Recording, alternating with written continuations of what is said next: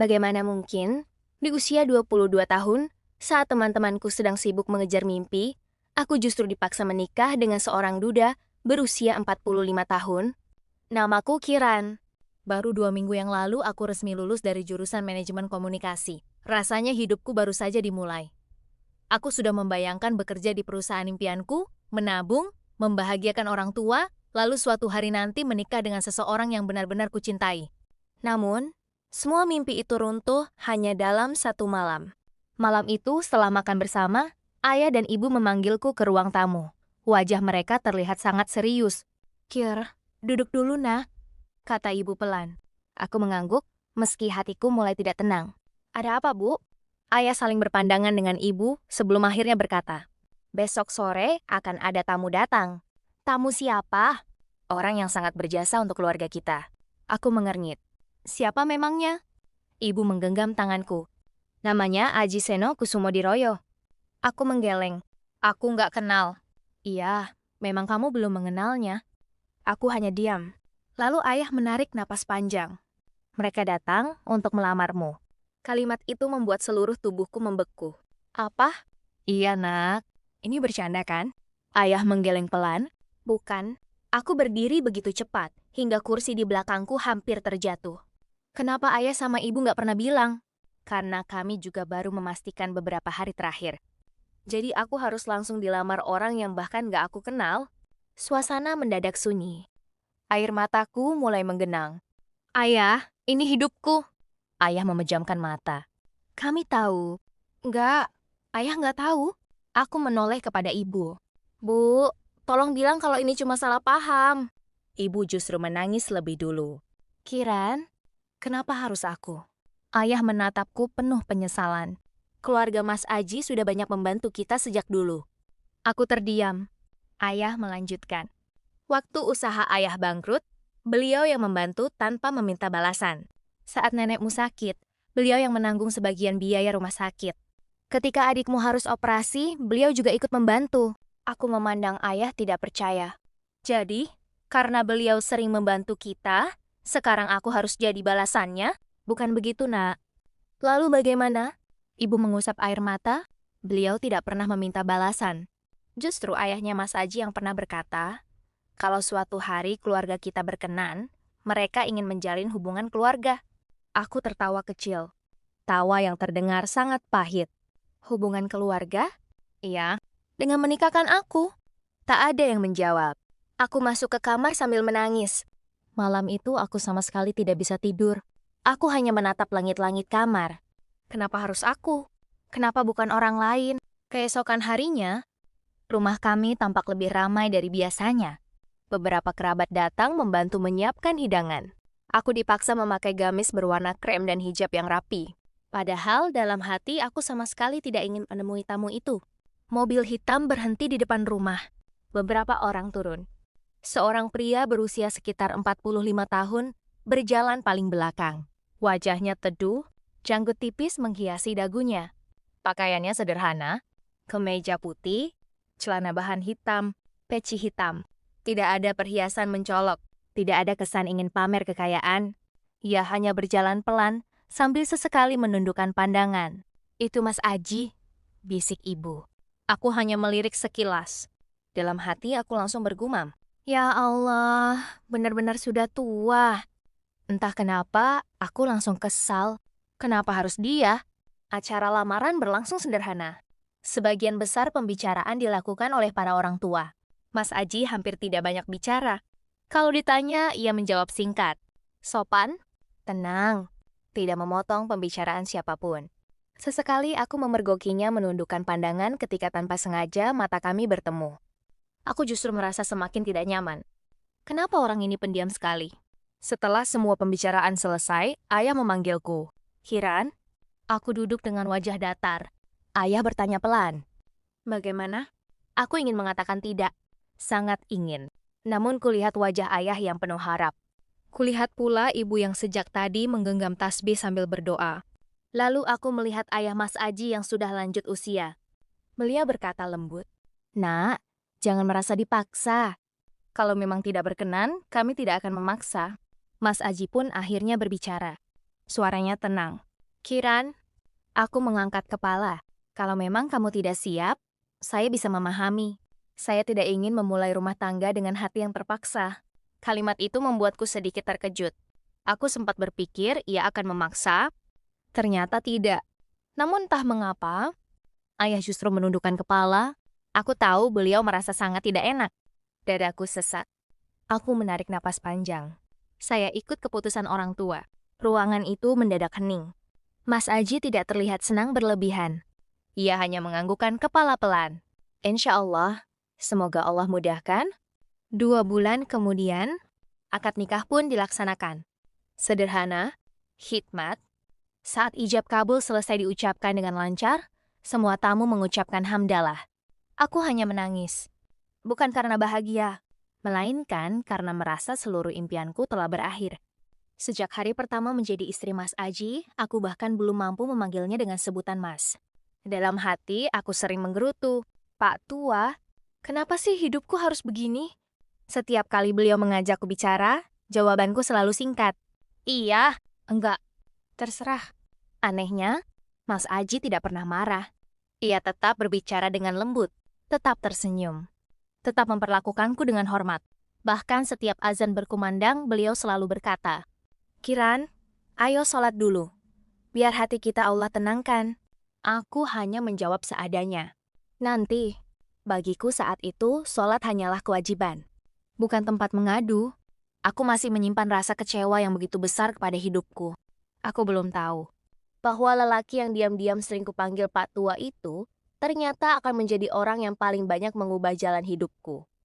Menjadi istri ternyata tidak seperti yang pernah kubayangkan. Setiap pagi, aku bangun di rumah yang masih terasa asing. Setiap hari, aku melihat wajah pria yang sama sekali belum bisa kuterima. Mas Aji. Entah kenapa, setiap kali melihatnya, rasa kesalku selalu muncul kembali. Aku teringat impianku yang hilang. Aku ingin bekerja. Aku ingin menikmati masa mudaku. Aku ingin menentukan jalan hidupku sendiri.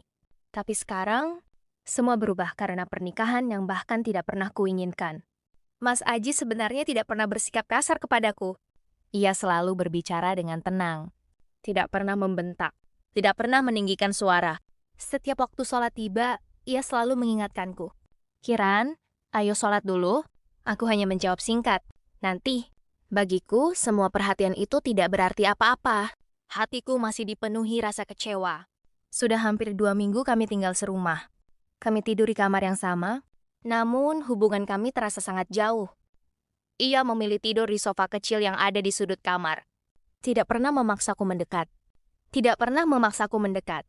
Suatu malam, ia hanya berkata, Aku tahu kamu masih butuh waktu.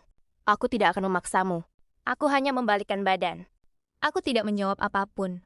Bagiku saat itu, semua ucapannya tidak mampu mengubah isi hatiku.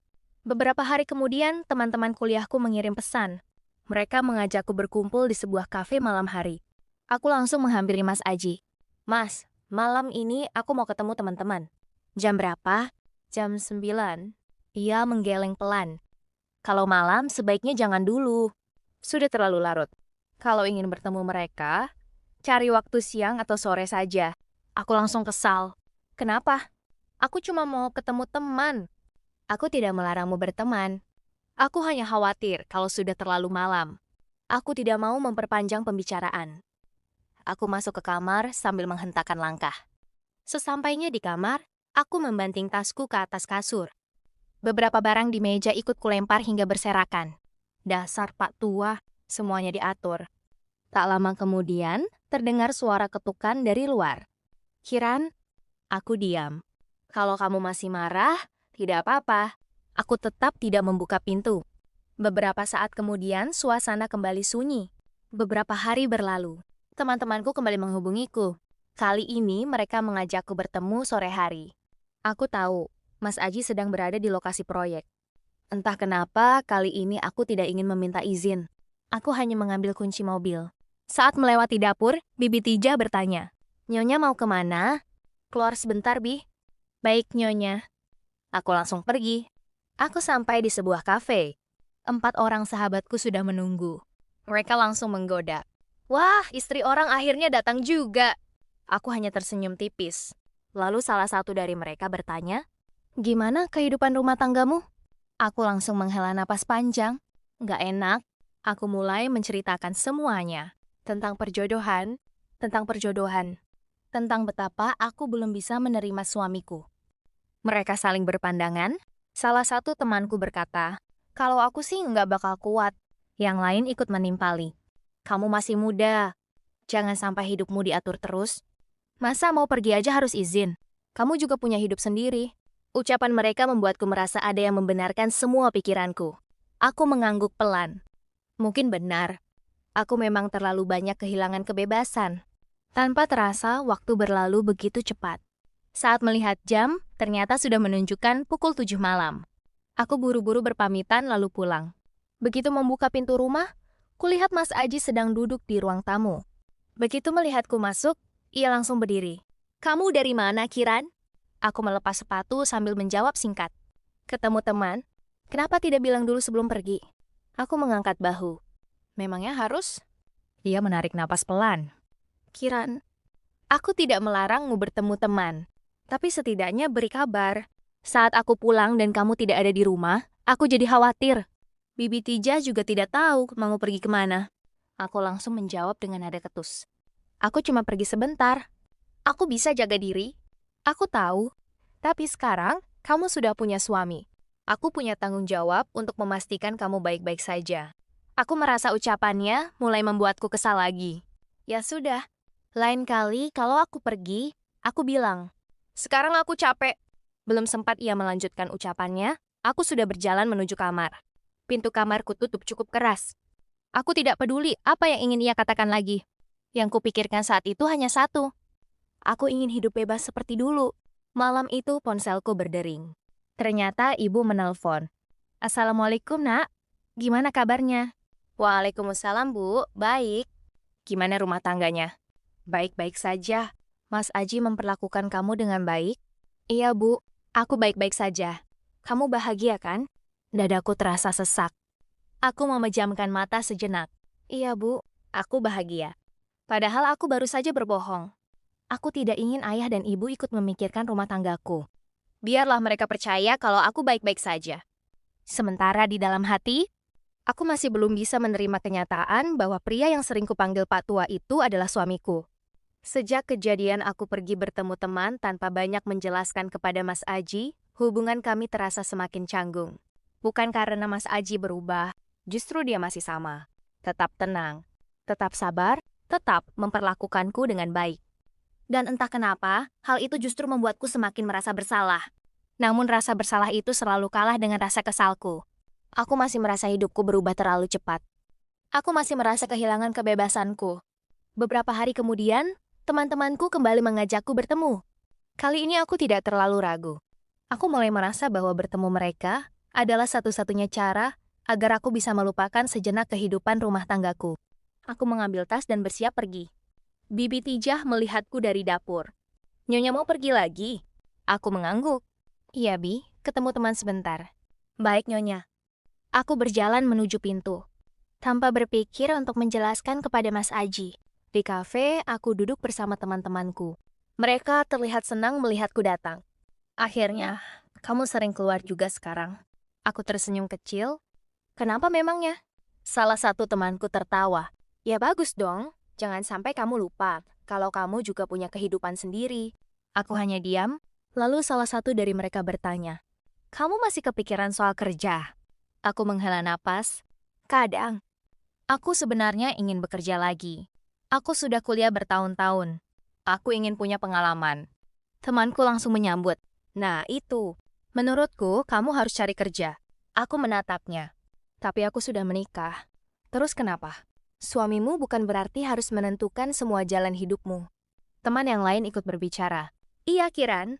Kamu harus tetap punya sesuatu untuk dirimu sendiri. Jangan sampai nanti kamu menyesal karena meninggalkan impianmu.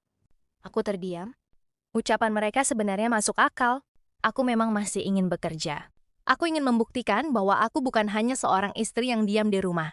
Salah satu temanku kemudian berkata, kalau aku jadi kamu, aku cari kerja dulu saja. Nanti kalau sudah dapat baru bilang. Aku langsung menoleh. Maksudnya? Ya kadang kalau kita cerita duluan, orang bisa melarang. Tapi kalau sudah berhasil, mereka pasti lebih sulit menolak. Aku tidak langsung menjawab. Namun entah kenapa, ada bagian dari diriku yang mulai menyetujui ucapan itu.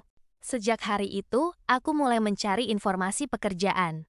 Aku membuka beberapa lowongan, mengirim beberapa lamaran. Aku tidak memberitahu Mas Aji. Bukan karena aku ingin melakukan sesuatu yang buruk. Aku hanya tidak ingin lagi merasa dikendalikan. Aku ingin membuktikan bahwa aku masih bisa menentukan hidupku sendiri. Beberapa hari kemudian, aku pergi mengantar berkas lamaran ke sebuah perusahaan. Dalam perjalanan pulang, mobilku melewati salah satu proyek pembangunan milik Mas Aji. Awalnya aku tidak berniat berhenti. Namun tiba-tiba mataku menangkap sosok yang sangat kukenal. Mas Aji? Aku memperlambat mobil.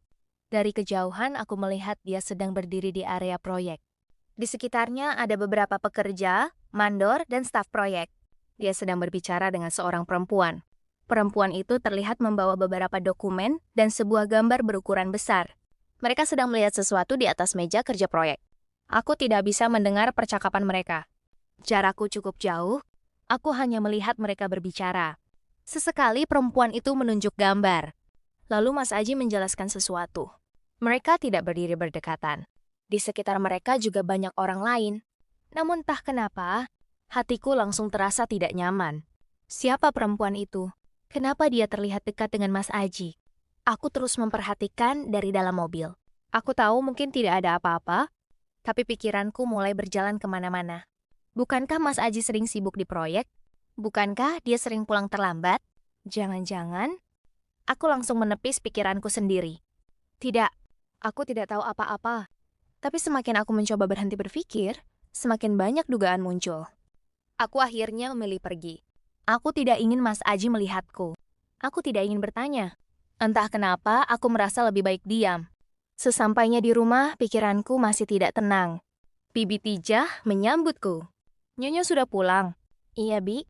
Aku menjawab singkat lalu masuk kamar. Aku duduk di tempat tidur. Bayangan Mas Aji dan perempuan itu terus muncul di pikiranku. Selama ini aku selalu menganggap Mas Aji terlalu tua, terlalu serius, terlalu sibuk.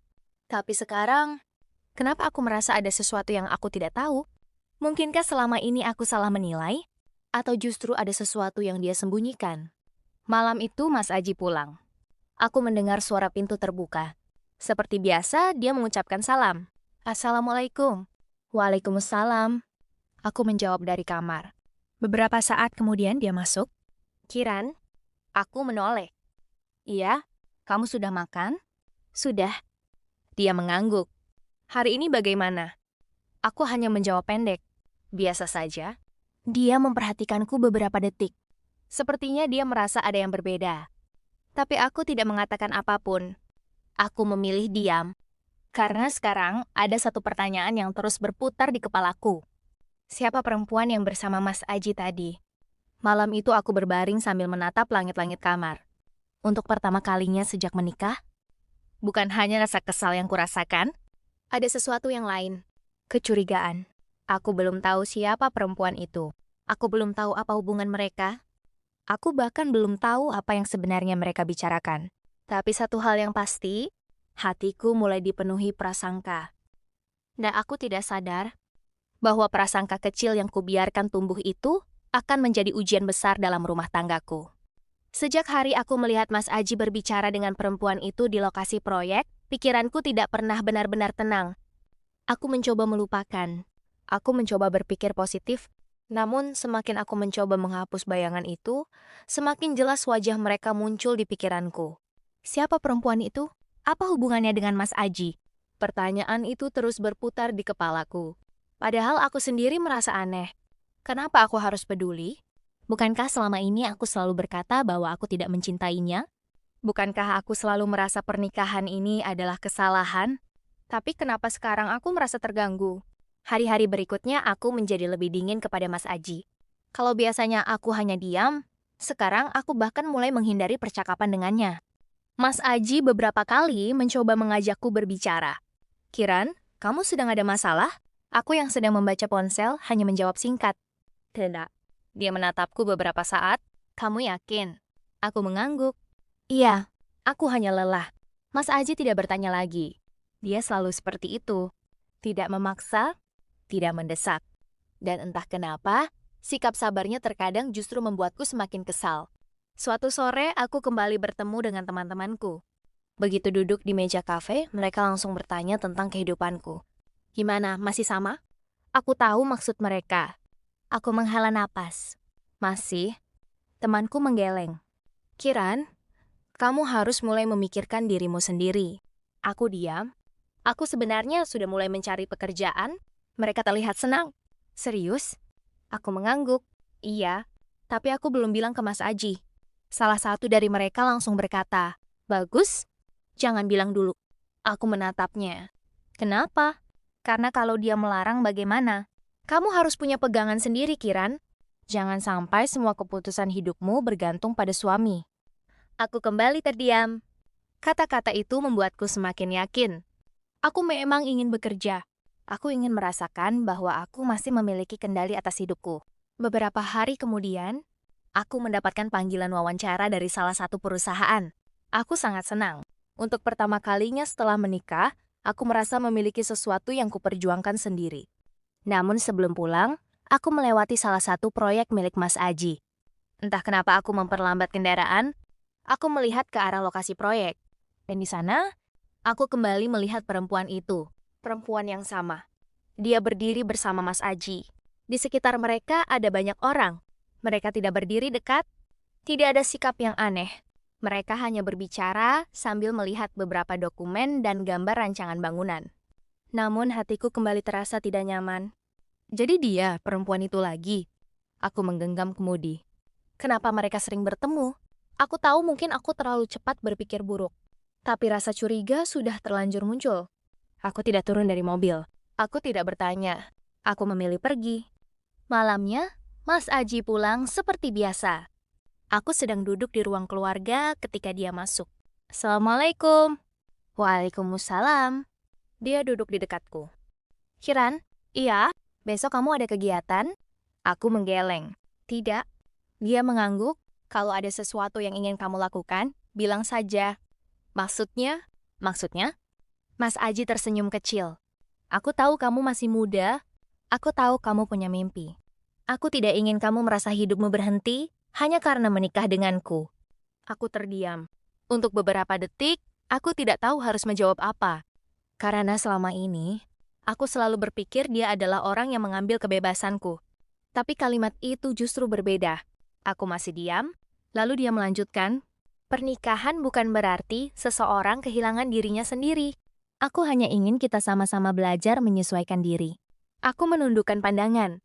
Ada sesuatu dari cara dia berbicara yang membuatku sedikit terdiam. Namun, rasa curigaku masih lebih besar. Aku akhirnya berkata, kalau begitu, kenapa waktu aku mau pergi malam itu kamu melarang? Mas Aji menjawab tenang. Karena aku khawatir. Bukan karena aku ingin mengurungmu, aku hanya takut terjadi sesuatu. Aku tidak ingin suatu hari nanti, aku menyesal karena tidak menjaga orang yang menjadi tanggung jawabku. Aku tidak menjawab pernyataan Mas Aji itu. Keesokan harinya, aku melihat sesuatu yang tidak pernah benar-benar kuperhatikan sebelumnya. Pagi itu, sebelum pergi bekerja, Mas Aji tidak langsung berangkat. Dia membantu Bibi Tijah mengangkat beberapa barang belanjaan. Padahal itu bukan pekerjaannya.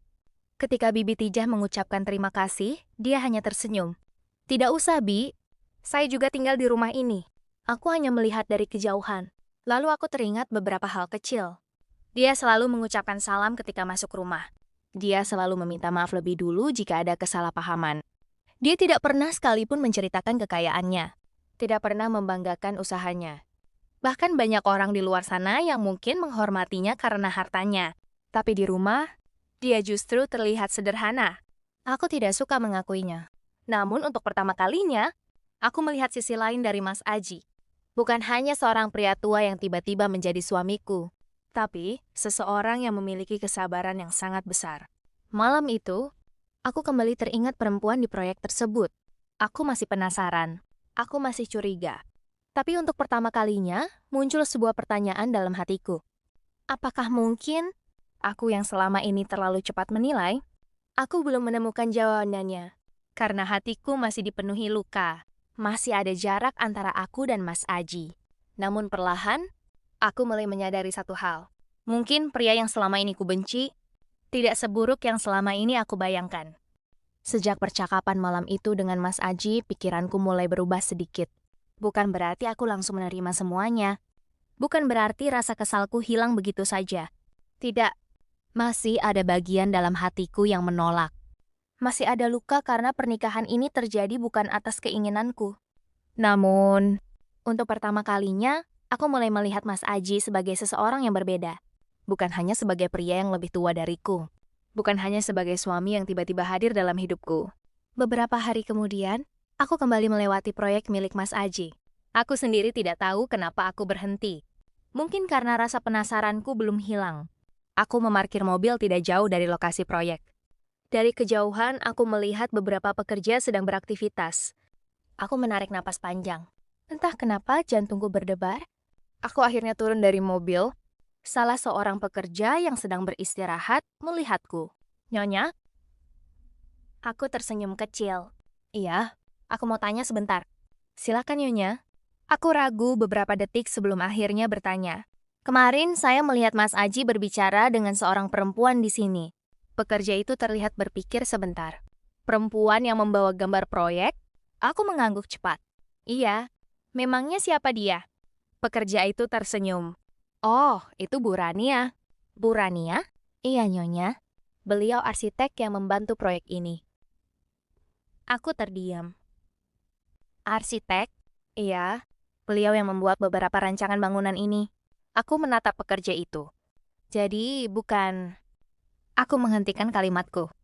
Pekerja itu terlihat bingung. Bukan apa, Nyonya? Aku menggeleng cepat. Tidak apa-apa. Lalu dia melanjutkan.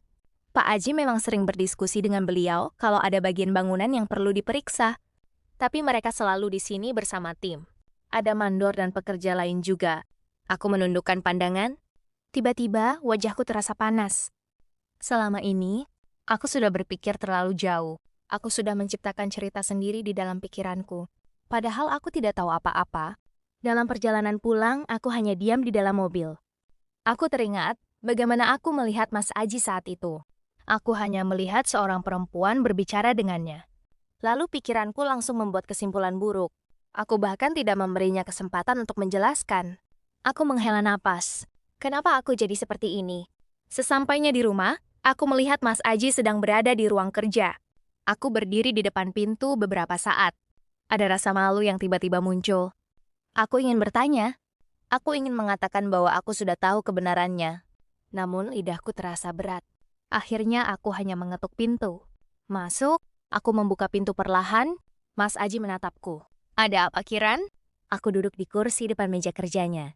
Aku mau tanya sesuatu. Silakan. Perempuan yang sering ke proyek itu? Mas Aji memperhatikan wajahku. Rania? Aku mengangguk. Iya. Aku kira... Aku berhenti bicara. Mas Aji tidak memaksa. Kamu kira apa? Aku menunduk. Tidak apa-apa. Mas Aji tersenyum kecil. Kiran, aku tahu kamu masih belum sepenuhnya percaya kepadaku. Aku langsung terdiam. Tapi saya ingin kamu tahu satu hal. Dalam rumah tangga ini, saya tidak ingin ada kebohongan. Kalau ada sesuatu yang membuatmu tidak nyaman, tanyakan langsung. Jangan menyimpan sendiri sampai membuat hatimu berat. Aku menggenggam jemari karena rasa malu. Ada rasa bersalah yang mulai muncul. Malam itu aku duduk sendirian di kamar. Aku memikirkan semua kejadian beberapa minggu terakhir. Aku sering menuduh dalam hati, sering berpikir buruk. Padahal Mas Aji tidak pernah melakukan sesuatu yang membuatku kehilangan kepercayaan. Bahkan ketika aku bersikap dingin, dia tetap sabar.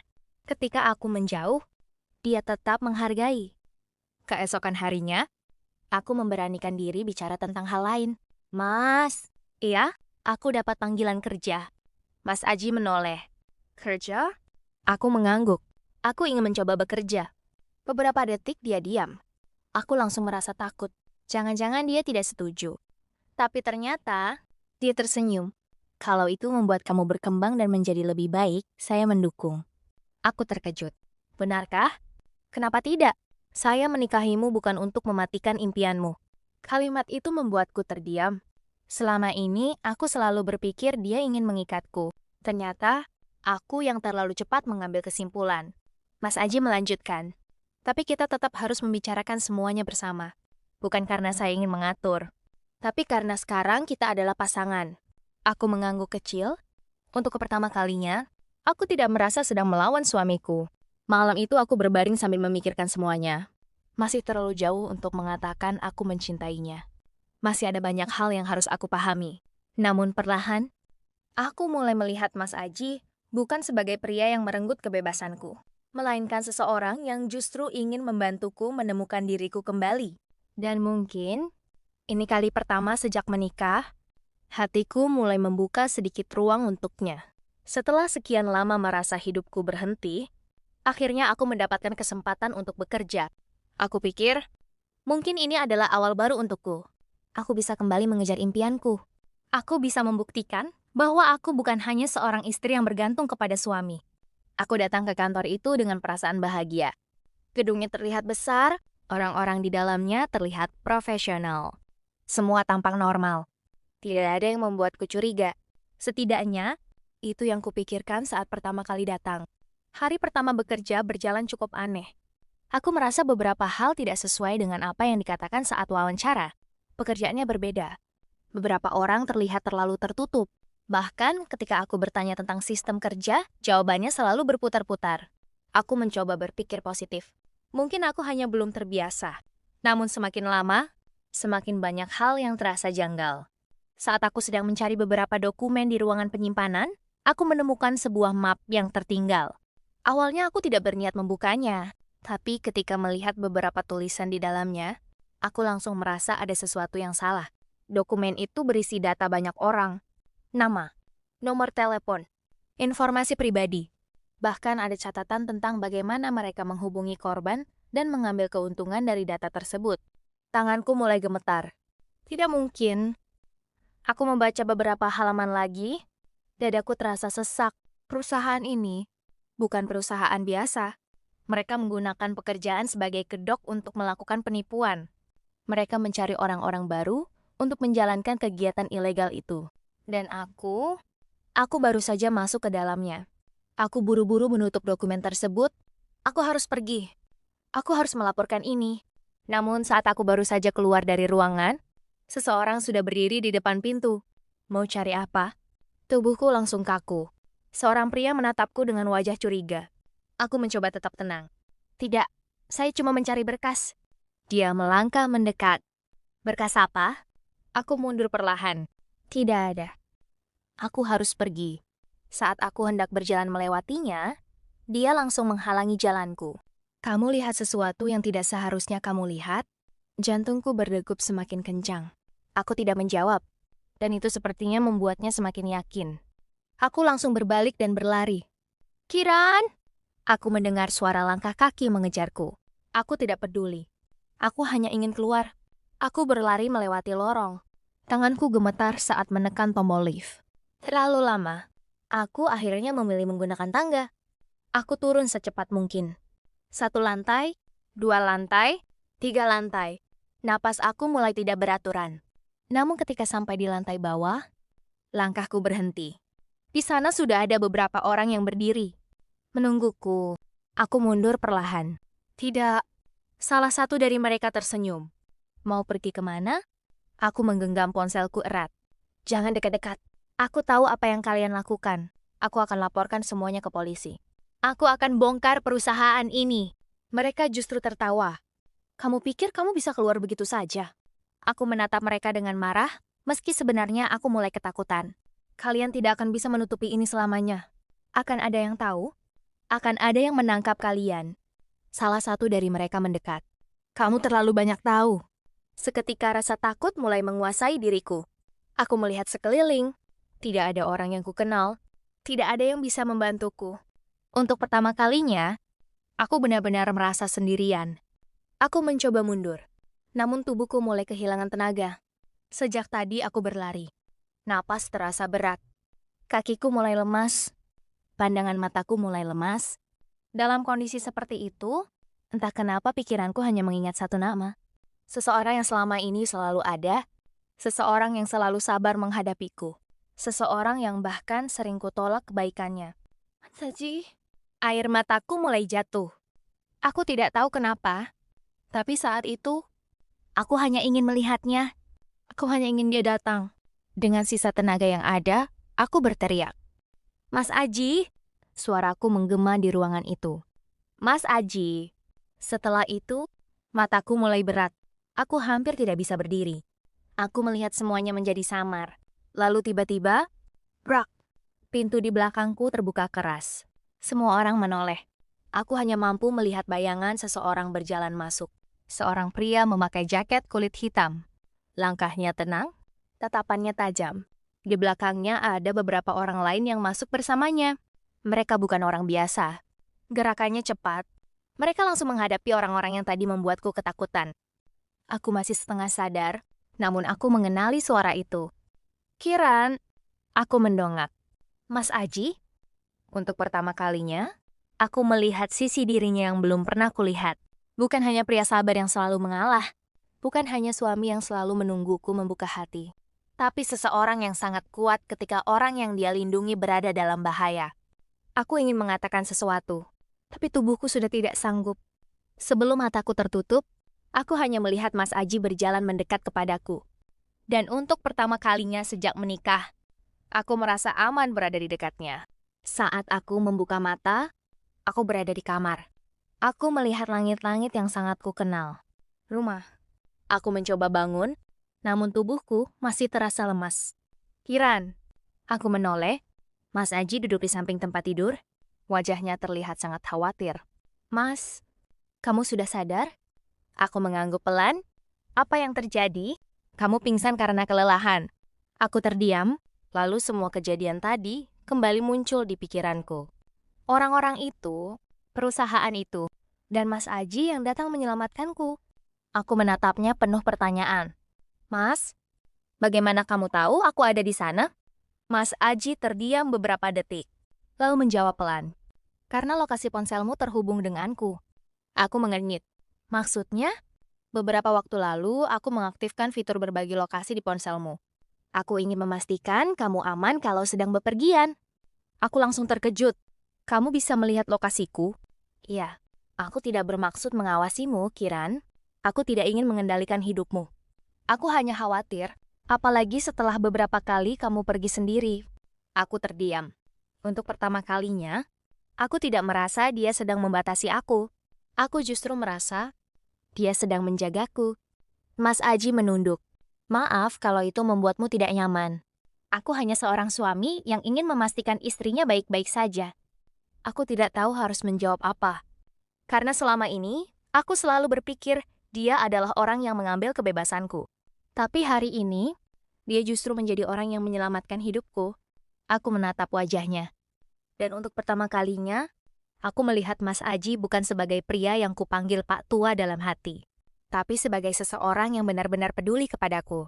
Meski aku belum mampu mengatakan cinta, tapi hatiku mulai bertanya, siapa sebenarnya pria yang selama ini selalu aku tolak? Sejak kejadian itu, ada sesuatu yang berubah dalam diriku. Bukan karena Mas Aji menyelamatkanku. Bukan hanya karena dia datang ketika aku berada dalam bahaya. Aku benar-benar melihat siapa dirinya. Selama ini aku hanya melihat usianya. Aku hanya melihat perbedaan antara kami. Aku hanya melihat pernikahan ini sebagai sesuatu yang merenggut kebebasanku. Tapi aku lupa melihat hatinya. Aku lupa melihat kesabarannya. Aku lupa melihat bagaimana dia selalu berusaha menjagaku, bahkan ketika aku terus menjauh darinya. Beberapa hari setelah kejadian itu, aku masih banyak diam. Bukan karena marah, tapi karena aku sedang mencoba memahami semuanya. Aku mengingat semua perkataanku kepadanya. Aku mengingat semua sikapku. Saat dia mencoba mendekat, aku menjauh. Saat dia memberikan perhatian, aku mengabaikan. Saat dia berusaha memahami perasaanku, aku justru menuduhnya mengambil kebebasanku. Padahal, dia tidak pernah memaksaku, tidak pernah menyakitiku, tidak pernah sekalipun membuatku merasa tidak dihargai. Malam itu, aku melihat Mas Aji sedang duduk membaca Al-Quran di ruang keluarga. Wajahnya terlihat tenang, sama seperti biasanya. Aku berdiri cukup lama memperhatikannya. Dulu ketika melihatnya, aku hanya merasa kesal. Sekarang, aku justru merasa tenang. Aku memberanikan diri berjalan mendekat. Mas, Dia menutup mushafnya dan menatapku. Iya, Kiran? Aku duduk di sampingnya. Ada sesuatu yang ingin aku katakan. Dia mengangguk. Aku siap mendengar. Kalimat pertama yang keluar dari mulutku terasa sangat berat. Maaf. Mas Aji terdiam. Aku menunduk. Maaf karena selama ini aku selalu menyakitimu. Aku tahu mungkin kata maaf ini tidak cukup, tapi aku benar-benar ingin mengatakannya. Air mataku mulai jatuh. Aku terlalu sibuk membenci keadaan sampai lupa melihat kebaikanmu. Aku terlalu sibuk merasa menjadi korban, sampai lupa bahwa kamu juga manusia yang punya perasaan. Mas Aji hanya diam mendengarkan. Aku melanjutkan dengan suara bergetar. Aku sering memanggilmu Pak Tua dalam hatiku. Aku sering menganggapmu sebagai orang yang menghancurkan impianku. Aku sering bersikap dingin. Aku sering tidak menghargai perhatianmu. Bahkan ketika kamu sudah berusaha menjadi suami yang baik, aku tetap menutup hatiku. Air mataku semakin deras. Maafkan aku, Mas. Maaf karena aku membuatmu merasa sendirian dalam rumah tangga ini. Maaf karena aku tidak pernah mencoba mengenalmu. Aku hanya melihat apa yang hilang dariku. Aku tidak melihat apa yang sudah kamu berikan kepadaku. Mas Aji menarik napas pelan. Lalu berkata, Kiran. Aku mengangkat wajah. Tidak pernah sekalipun aku menganggap kamu istri yang buruk. Aku langsung terdiam. Dia melanjutkan. Aku tahu kamu tidak meminta pernikahan ini. Aku tahu kamu butuh waktu. Aku tidak pernah berharap kamu langsung mencintaiku. Aku hanya berharap suatu hari nanti, kamu bisa melihat bahwa aku tidak datang untuk mengambil kebahagiaanmu. Aku datang untuk berjalan bersamamu. Tangisku semakin deras. Kenapa kamu bisa sesabar itu? Mas Aji tersenyum kecil. Karena kamu adalah istriku. Dan seorang istri bukan seseorang yang harus dipaksa untuk mencintai. Tapi seseorang yang harus dihargai dan dibimbing dengan kasih sayang. Aku menundukkan kepala. Kalimat itu benar-benar menyentuh hatiku. Hari-hari setelah itu, perlahan berubah. Aku mulai belajar menjadi seorang istri. Bukan karena terpaksa, tapi karena aku ingin. Aku mulai menanyakan bagaimana pekerjaannya. Aku mulai menyiapkan sesuatu untuknya ketika dia pulang. Aku mulai menunggunya ketika waktu sholat tiba. Dan yang paling membuatku sadar, aku mulai merasa kehilangan ketika dia belum pulang. Suatu sore, Mas Aji pulang lebih lambat dari biasanya. Entah kenapa, aku merasa gelisah. Padahal dulu, aku tidak pernah peduli. Ketika mendengar suara mobil masuk ke halaman, aku langsung berdiri. Mas Aji masuk sambil terlihat lelah. Kamu belum tidur? Aku menggeleng. Belum, menungguku. Aku tersenyum kecil. Iya. Dia terlihat sedikit terkejut. Kenapa? Aku menunduk malu. Tidak tahu. Mungkin karena sekarang aku terbiasa melihat kamu pulang. Mas Aji tersenyum. Dan saat itu, aku sadar. Perasaanku sudah berubah. Pria yang dulu selalu aku hindari, kini menjadi seseorang yang ingin selalu aku temui. Pria yang dulu aku anggap terlalu tua, kini menjadi seseorang yang membuatku merasa aman. Aku tidak tahu kapan tepatnya rasa itu tumbuh. Mungkin ketika dia tetap sabar saat aku menyakitinya, mungkin ketika dia tetap menjaga kehormatanku, meski aku belum bisa menerimanya. Mungkin ketika dia datang menyelamatkanku tanpa meminta balasan apapun. Atau mungkin sejak aku mulai melihat hatinya. Bukan hanya wajah dan usianya. Suatu malam, aku duduk bersamanya setelah sholat. Aku tersenyum kecil. Terima kasih. Untuk apa? Untuk tidak menyerah kepadaku. Mas Aji tersenyum. Aku juga berterima kasih. Untuk apa? Karena akhirnya kamu memberiku kesempatan untuk mengenalmu. Aku menahan air mata. Aku tidak bisa mengubah masa lalu. Aku tidak bisa menghapus semua kata-kata yang pernah aku ucapkan. Tapi aku ingin memperbaiki semuanya. Mas Aji menggenggam tanganku dengan lembut. Kita tidak perlu menjadi sempurna, Kiran. Yang penting kita terus belajar menjadi lebih baik. Dulu aku berpikir, pernikahan ini adalah akhir dari kebahagiaanku. Aku berpikir aku kehilangan masa depanku. Aku berpikir pria yang lebih tua dariku itu tidak mungkin bisa membuatku bahagia. Ternyata aku salah. Karena terkadang, Allah menghadirkan seseorang dalam hidup kita bukan sesuai dengan apa yang kita inginkan, tetapi sesuai dengan apa yang kita butuhkan. Aji Seno Kusumo Diroyo.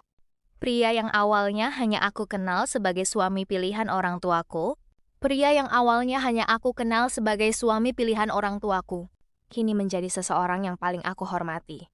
Seseorang yang aku cintai. Seseorang yang menjadi rumah untuk hatiku.